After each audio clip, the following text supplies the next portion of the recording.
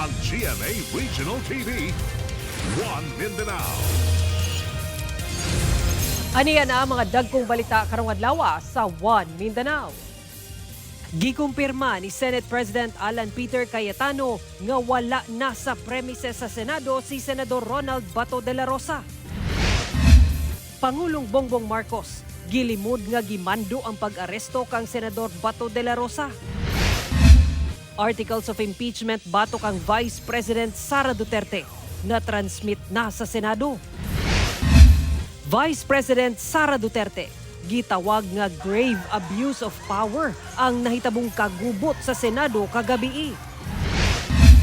Gibana-bana ang 5-month-old nga fetus napalgan sa usa ka tulay sa Barangay San Jose sa General Santos City.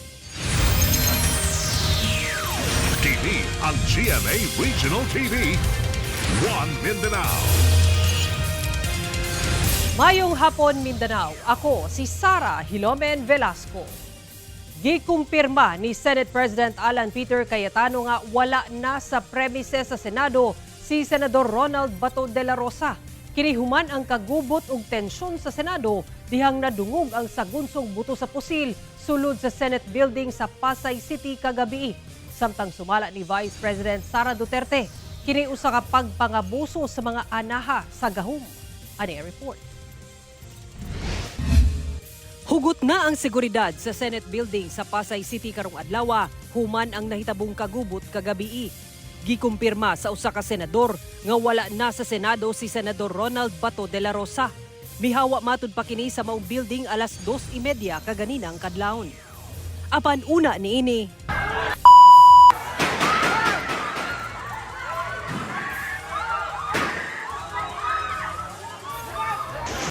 una mag alas 8 kagabi, nadungog ang sunod-sunod nga buto sa pusil sa second floor sa Senate building sa Pasay City.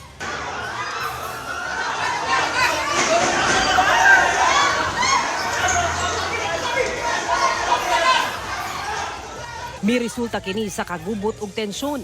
Nahitabo kana human gianunsyo ni Acting Senate Sergeant at Arms, retired Police Major General Mau Aplasca nga dunay arestuhon. We're going to arrest somebody. Sir, sorry. Sino po, sir? Sino, sir? Please clear the area. Iyahay og panawagan ang mga senador sa ilang FB pages kalabot sa tensyon sa Senado. So, again, no, kung sino nakikinig from the government, this is the Senate of the Philippines. We are allegedly under attack. Hindi tama itong nangyayari kung nais nilang nakipin si Senator Bato, hindi nila dapat ipinsala ang institusyon ng Senado, ang building ng Senado at ang mga senador. Dito pa kami, kasama lahat ng senador, pati ang kapatid ko si Camille. So we're safe and please pray for us. Taod-taod, miabot si Interior Secretary John Vic Remulla. Nandito na po si Secretary John Vic Remulla para maimbestigahan kaagad kung ano yung totoong nangyari. To secure the senators, that is my number one priority. I will not arrest Senator Bato. Hinuon walay nasamdan atol sa pagpamusil. Samtang dunay dadakpang giingong sospek sa pagpamusil nga usa ka NBI volunteer nga driver matud pa sa NBI. Gilimod na sab sa NBI nga sila ang nagpabuto og pusil sa Senado kagabi. Alang kang Vice President Sara Duterte nga naa karon sa The Hague aron bisitahon ang amahan nga si kanhi Pangulong Rodrigo Duterte. What you are witnessing sa bayan natin is grave abuse of power. Nalulungkot at nakakagalit yung nangyari yung nangyayari sa ating bayan ngayon. Lalong-lalo na doon sa pagpapakita ng disrespect sa institusyon ng Senado. Nagtuo ang bise nga dunay paglapas sa katungod ni Senador De La Rosa tungod sumala sa bise. Dili matud pa mamahimo nga ipatuman ang gipang issue gikan sa foreign court ngadto sa Pilipinas nga dili moagi sa lokal nga korte. Yun ang dapat na proseso.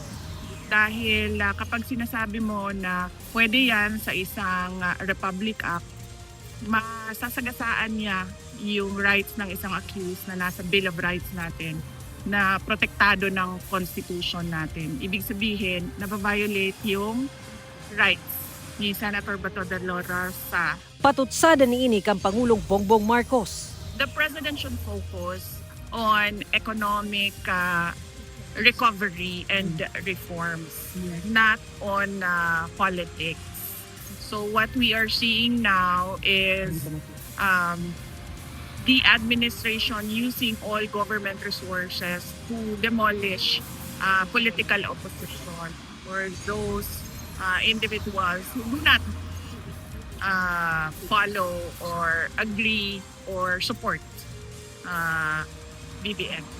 Magulo ang ating bayan na hindi naman sana. Nagkakagulo lang tayo dahil kay BBM. Ginahulat pa ang pahayag sa Malacanang kalabot niini. Sara Hilomen Velasco, One Mindanao. Gilimod ni Pangulong Bongbong Marcos nga hinimuan sa gobyerno ang hitabong kagubot sa Senado kagabi. Ang detalye sa live report ni John D. Esteban. John D. Sara, sumala sa presidente, wala matutpay mando nga dakpon si Senator Ronald Bato de la Rosa. Samtang sumala sa usa ka political analyst nga posibleng dunay kalabutan sa impeachment trial. Bato kang Vice President Sara Duterte ang nahitabong tensyon sa Senado. Atong Sairon.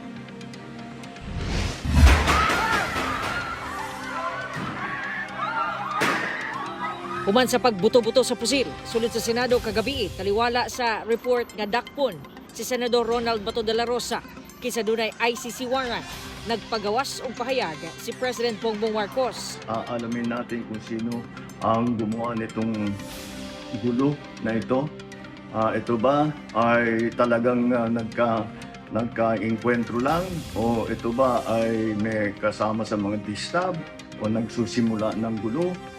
Kailangan po natin malaman yan. Kaya mag-iimbestiga sabay ang Senado at saka ang PNP tungkol dito.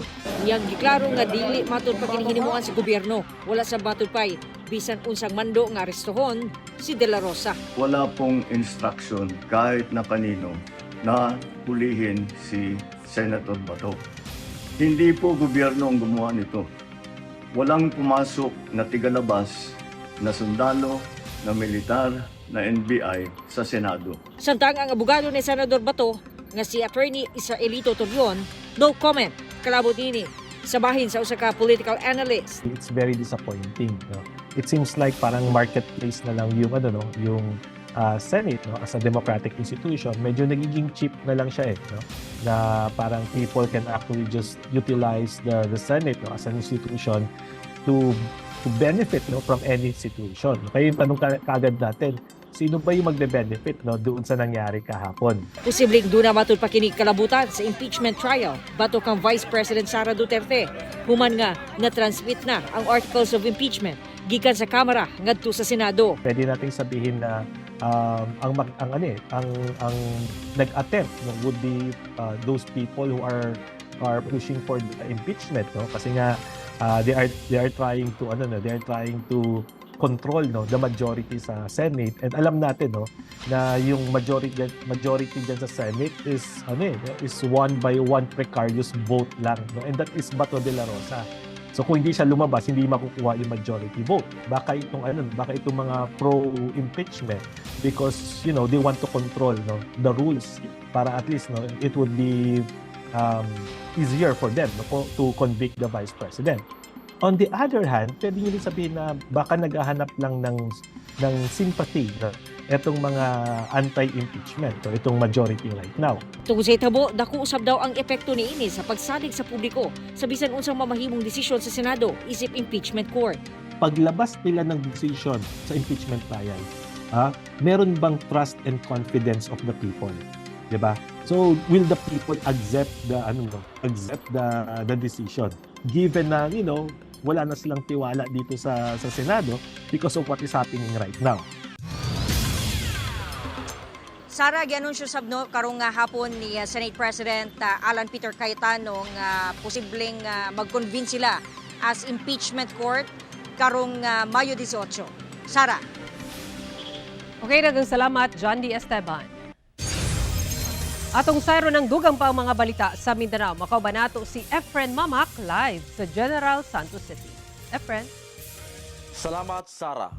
Usa ka fetus ang napalgang patay dapin sa usa ka tulay sa General Santos City. Anya report.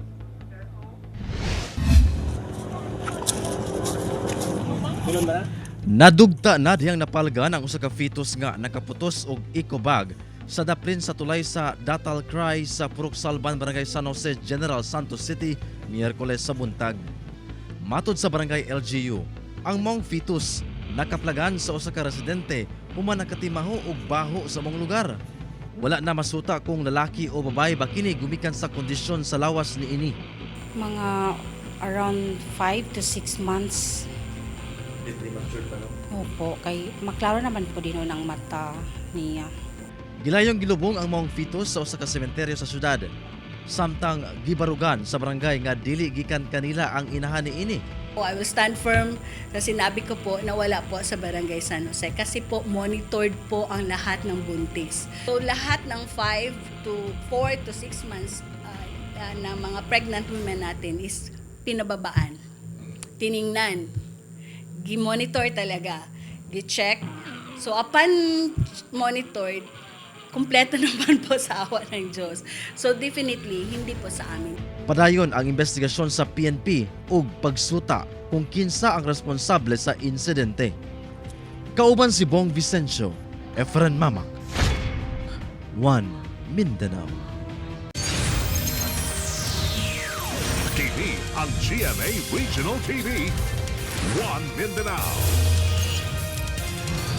Hikan sa Kamara, na-transmit na ngadto sa Senado ang Articles of Impeachment batok ang Vice President Sara Duterte. Ang detalye sa live report ni Argil Relator. Argil? Sara, gihatag na ni Vice President Sara Duterte ngadto sa iyang legal team ang pagkomento labot sa pag-transmit na ngadto sa Kamara didto sa Senado sa Articles of Impeachment.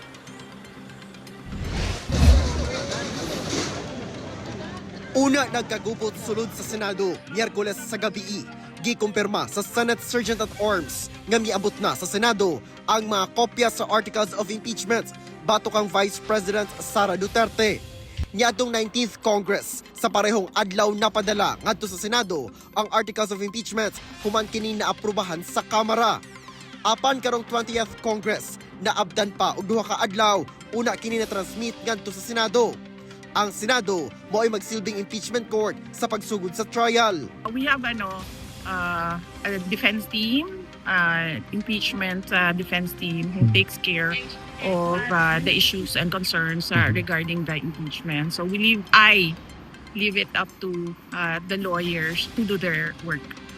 Samtang nagpasaka ang bana ni VP Sara nga si Attorney Mans Carpio og civil suit ngadto sa Davao City Regional Trial Court batok ila Father Joel Sabalya, Ramil Madriaga ug uban pa. Subay sa reklamo, giakusahan ni Attorney Carpio ang respondents og pagpangatik ug pagkunsyabo aron gubaon matud pa ang reputasyon nilang mag-asawa. Dugang niya nga lakip kana sa black propaganda campaign aron dili makadagan si VP Sara sa 2028 presidential elections. Nangayo si Attorney Carpio kanila og sobra 7 million pesos nga danyos. Lakip si Father Sabalya sa mga nag-file og impeachment complaints batok sa bise. Mitistigo sa si Madriaga sa aligasyong maling paggamit og confidential funds sa bise. Tubag sa abogado ni Father Sabalya, desperado matud pa si Attorney Carpio. Ginahimo lang daw ni Father Sabalya ug uban pa ang ilang constitutional right aron pangayuan og accountability ang bise. Wala pa'y komento ang abogado ni Madriaga sanglit wala pa niya nadawat ang kopya sa reklamo. Sara, sumala ni Senate President Alan Peter Cayetano na posibleng mag-convene ang Senado isip impeachment court karong May 18 adlong Lunes. Sara. Okay, daghang salamat, Argil Relator. Ginalantaw nga posible matud pa nga iduso sa Administrasyong Marcos ang charter change. Busa sumala ni Vice President Sara Duterte, nagpasidaan si kaning Pangulong Rodrigo Duterte sa mga Pilipino nga magbantay sanglit dili na matud pa mo kanaog sa pwesto si Pangulong Bongbong Marcos. Human matud pa nga pagdala kang kaning Pangulong Rodrigo Duterte sa Dahig ug karong dunay planong isunod si Senador Ronald Bato de la Rosa o kung si kinsa pa man ang gilambigis sa gigong complaint Sumala sa bise, charter change na ang sunod nga lakang sa administrasyon. Dili matud pa kana nga madinay ni Pangulong Bongbong Marcos sanglit nahisgutan matud pa niini sa iyang interview sa usa ka international media nga kinahanglang hisgutan ang charter change. Ginakuhaan pa og payag ang Malacañang labot niini. Pag pinag-usapan natin ang charter change, ibig sabihin yan, hindi na yan bababa sa pwesto sa BBM. At yan din ang sinabi ni President Duterte kanina. Sabi niya, Pilipinas, mag-ingat kayo kasi hindi na yan aalis sa pwesto niya. Usa ang angol human nasunog ang usa ka balay sa usa ka subdivision sa Cagayan de Oro City. Danyos mikabat sa 300,000 pesos. Si Cyril Chavez sa detalye. Kita kining bagang aso diyang miulbo ang sunog sa usa ka balay sa usa ka subdivision sa Barangay Kauswagan, Cagayan de Oro City pasado alas 4 sa hapon adlong Miyerkules. Sa kadako sa kalayo, paspas nga gilamoy ang ikaduhang andana sa mong panimalay. Dali sab nga miresponde ang BFP sa lugar o gilayong napakgang ang kalayo. Matod sa tag-iya sa panimalay, iyang anak lang ang nabilin sa balay diyang nahitabo ang sunog. Base sa saysay sa iyang anak, pasado alas 4 ni atong tungura, gion matud pa niya ang plangka sa kuryente aron mo gamit og washing machine. Diyang nakasimhot siya og baho sa sunog. Diyang gisuta, iyang nakita nga nagkalayo na ang usa sa mga kwarto sa balay. Tungod sa hitabo, angol ang anak human gisulayan pa niini og palong ang kalayo.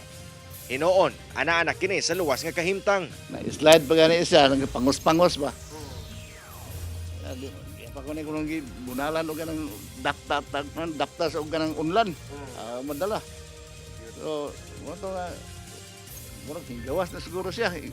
Hinggawas, kaya lain naman, murag pangos-pangos naman siya. Tungod sa sunog, naabo ang ikaduhang andana sa mong panimalay, samtang ginakuha na lang sa tag-iya ang mga kabtangan nga pwede pang mapuslan. Sigon sa BFP, gisaka sa first alarm ang hitabo og mikabat ngadto sa 300,000 pesos ang natalang danyos. Cause of fire by sa pagkakaroon sir, under investigation pa siya.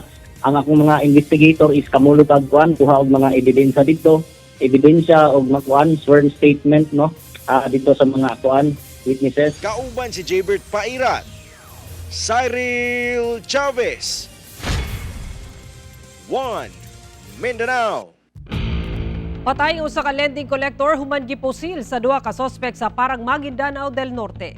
Nakaangkon og daghang igo sa lawas kining lalaking rider human gipusil sa kadalanan sa Barangay Sarmiento, Parang Maguindanao del Norte pasado alas 7 Huwebes sa buntag. Ang biktima kinsa usa ka lending collector gilayong gidala sa ospital apan gideklarang dead on arrival. Matun sa Police Regional Office Bangsamoro Autonomous Region kon PRO Bar, padulong unta ang biktima sa Barangay Polok dihang kalit kining gipamusil sa duha ka lalaking sospek. Daling misibat ang mga sospek sakay sa usa ka motorsiklo. Padayon ang hot pursuit operation sa PNP batok sa mga sospek. Ginasuta pa ang motibo sa krimen. Ginakuhaan pa ang pahayag ang kabanay sa biktima.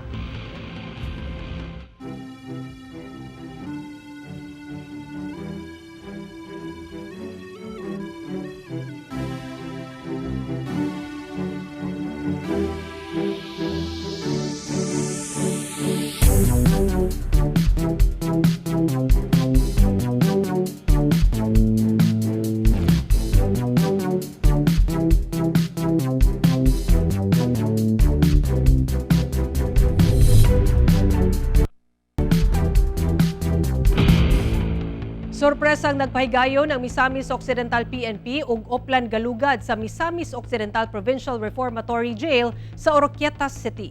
Mga hait nga hinagiban, kwarta ug guban pa na sakmit sa otoridad. Balitang hatod ni Cyril Chavez. Sorpresang gisulod sa mga personahe sa Misamis Occidental Police Provincial Office, ang Misamis Occidental Provincial Reformatory Jail sa Oroquieta City. Tanang selda sa mong prisuhan, gironda sa PNP o gipang utingkay ang tanang gamit nga anaa sa mga person deprived of liberty kung PDL, labi na ang mga gamit nga ilang ginatago. Atol sa operasyon, nasakmit sa otoridad ang pipila ka mga kontrabando, sama sa tattoo marker, 13 ka mga cellphone, 53 ka pack sa sigarilyo, 3 ka rim sa sigarilyo, paraha, napulo ka mga improvised bladed weapon o kwarta nga mobalor sa 58,795 pesos. We consider them kontrabando gihapon, no, kay gibawal man like kining mga cellphone, no, kay posibilidad adunay mga illegal nga mga transactions sa gawas, ma-prevent ka na kining pagpanigarilyo, no, sa sulod sa atong detention facilities. Kaning mga playing cards pwede mo gud kini gamiton pod sa mga gambling nga mga activities, no, illegal gambling activities, like kaning pong kwarta, no, saon man nato ang usa ka dako nga kantidad sa kwarta nga naa man kita sulod sa usa ka detention facility. Ang operasyon nagsumikad pinaagi na sab sa kooperasyon sa PNP ug opisyale sa mong jail facility. Karon laraw sa PNP nga pahugtan pa ang pakigtambayayong sa jail, lakip intel gathering aron masiguro nga wala na yung mga kontrabando nga makasulod sa prisuhan. Aron usab nga mas mapalig-on pa nato ang ato ang mga security measures, mas makahimo pa kita og lain nga mga guidelines o mga restrictions, no, nga para sa sunod wala na gid kitay makuha nga makonsidera as kontrabando. Kauban si Jaybert Pairat, Cyril Chavez, 1 Mindanao. Samda ng 16 ka individual kung asa duha niini ang kritikal atol sa karambola sa tulo ka sakyanan sa Mantikao, Misamis Oriental. Nakaalerto si James Paulo Yap.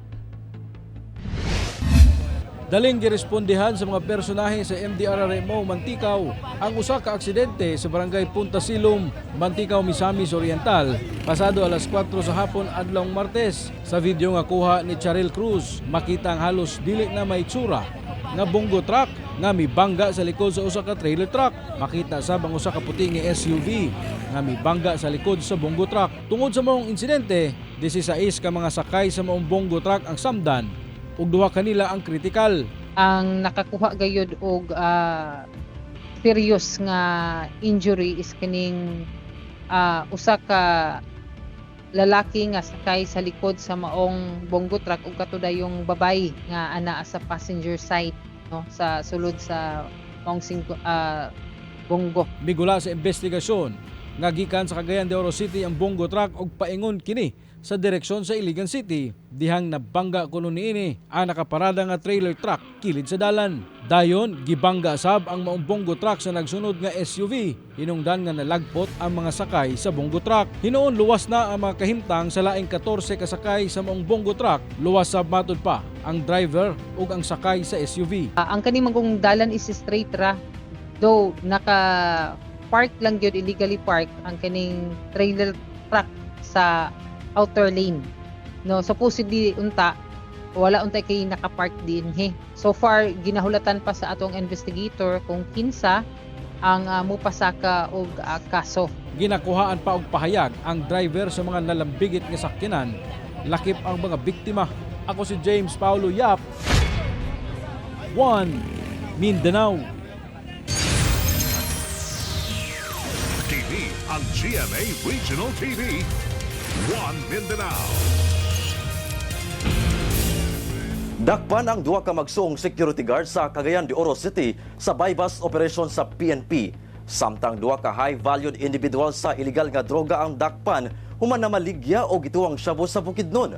Balitang hatod ni Cyril Chavez.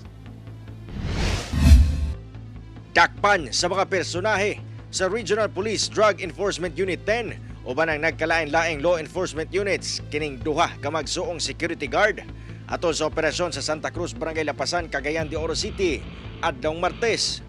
Matod sa PNP, taod-taod na nila gisubay ang lihok sa 47 anyos ug 32 anyos nga mga lalaki. Sumala sa kapulisan sagad sa mga ginabaligyaan sa duha, mga security guard rasab kuno sa syudad kung asa gikan kuno sa Iligan City ang ilang supply. Anaa sa kapin 80 gramos nga mobalor sa 544,000 pesos sa gituwang shabu ang nakuha gikan kanila. Ilabi na sa sektor nga gahatag og seguridad, no, sa mga establishmento. Sa kay posibilidad kung you are under the influence of illegal drugs, posibilidad nga ikaw na mismo, no, ang mo atake or mamahimong o kriminal or mahimo na no na ikaw na hinuon ang muunay sa establishmento nga imuhang giprotektahan.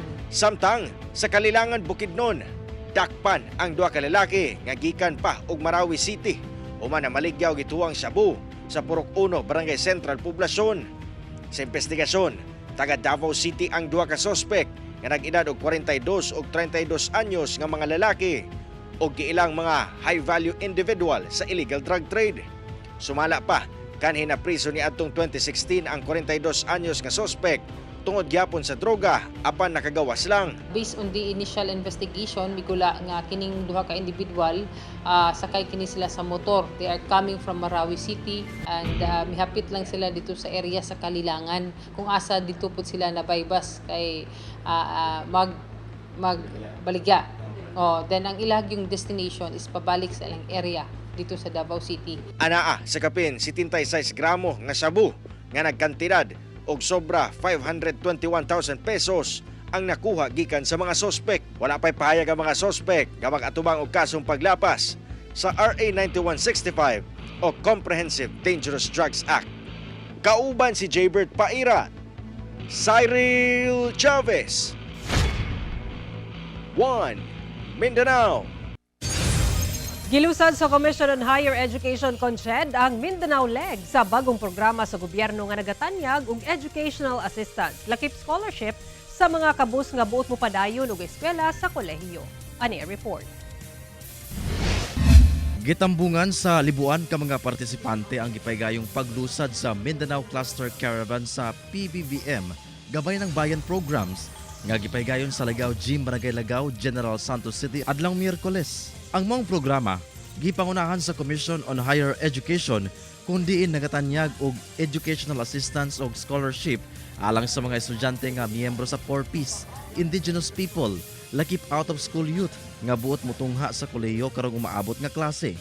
Sa Region 12, anasa 110,402 ang grantees sa maong programa nga gigahinan og 2.43 billion pesos. In the history of the Philippines, it's the first time that we have the biggest allocation, which is 1.345 trillion. And part of it ay yung sa CHED, no, sa Commission on Higher Education, na 47 billion. Sa 47 billion, 40 billion nasa scholarships, nasa free tuition fees, and all other support for our students. Matud sa CHED, lakang matud pa kini aron suportahan ang sektor sa education sa nasod. Lahat ng ginagastos ng ating bansa para sa edukasyon ay hindi gastos. Ito'y investment para sa magandang kinabukasan ng ating mga estudyante. Kauban si Gary Balantay ug Bong Vicencio, Efren Mamak, 1 Mindanao. Dunay direct connection ang Telesafe Helpline sa Department of Education sa National Center for Mental Health. Pwedeng mutawag ang mga estudyanteng nakasinati og pagpangabuso o bullying sa number key o hashtag 33733 o kaha sa mobile number o email address nga naka-flash sa inyong screens. Makaistorya sa bisan kinsang nanginahanglan og tabang ang mga eksperto sa healthcare sa NCMH. Dunay naka-assign nga Learner Rights and Protection Officers ang DepEd aron mutabang sa mga estudyante o ginikanan. Ang pipila ka eskwelahan nagbutang og Learner Support Center facilities ug peer hubs aron tabangan ang mga mabiktima sa bullying ug ban pang pagpangabuso sa eskwelahan. Mamahimo ninyo makita kini nga episode pag-usab ug ban pang lokal nga balita pinaagi sa pagbisita sa official website sa GMA Regional TV o bisitaha ang among official YouTube channel ug i-click ang subscribe button para sa pinakaulhing balita sa mga rehiyon. Ug mao kato mahuling balita sa Mindanao karong adlaw. Daghang salamat sa atong mga kapuso sa Mindanao nga nagalantaw kanamo ug sa atong mga kapuso abroad. Kami ang GMA Regional TV 1 Mindanao. Walay gidapigan, walay giprotektahan, kani adto ug karon serbisyo tinuod lang.